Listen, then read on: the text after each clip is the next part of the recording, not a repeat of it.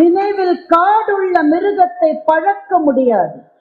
அருமையான கவிதையை ரேவதி சொன்னார். அவருக்கு என்னுடைய வாழ்த்துக்கள். மிருகங்கள் தான் பழக்கப்பட வேண்டியவை. மனிதன் மற்றவர்கள் போய் போய் பழக்கப்பட்ட பாதையிலிருந்து புது பாதைகளை உருவாக்கக்கூடிய சக்தி மனிதனுக்கு இருக்கிறது என்றால் அது அவனுடைய கனவுகளால் மாத்திரமே சாத்தியம் என்பதை ரேவதி எப்படி நீங்கள் மறந்து போனீர்கள்?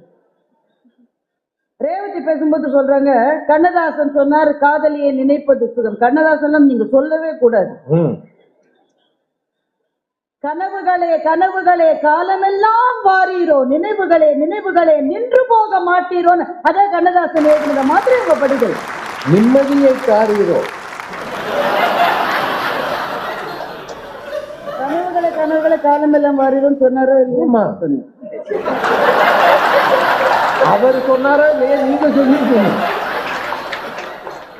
பேசினாலும் பொருத்தமா பேசணுங்க. மதுரைக்காரங்க ரொம்ப நல்ல. அதை மட்டும் விட்டுருக்கோங்க.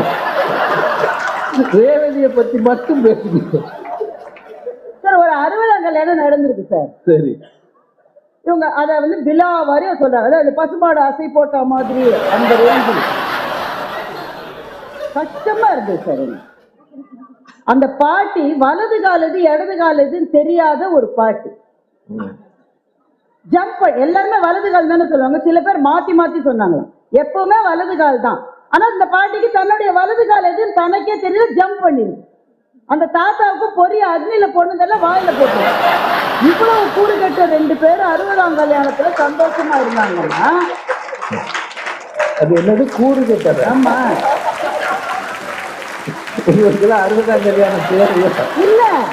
சுத்தி இருக்கிற பூரா சந்தோஷமா இருந்திருக்காங்க. சுத்தி இருக்கிறவங்க எல்லாம் யாரு? வயதில் சின்னவங்க, இளைஞர்கள். அவங்களும் சந்தோஷமா தான் இருப்பாங்க. இப்படிப்பட்ட தாத்தா பாட்டியே நல்லா இருக்கும் போது நாளைக்கு நாம எப்படி கிடைச்சாலும் நாளைய கனவு தான் அவங்க சந்தோஷமாக்கி இருக்கோங்க.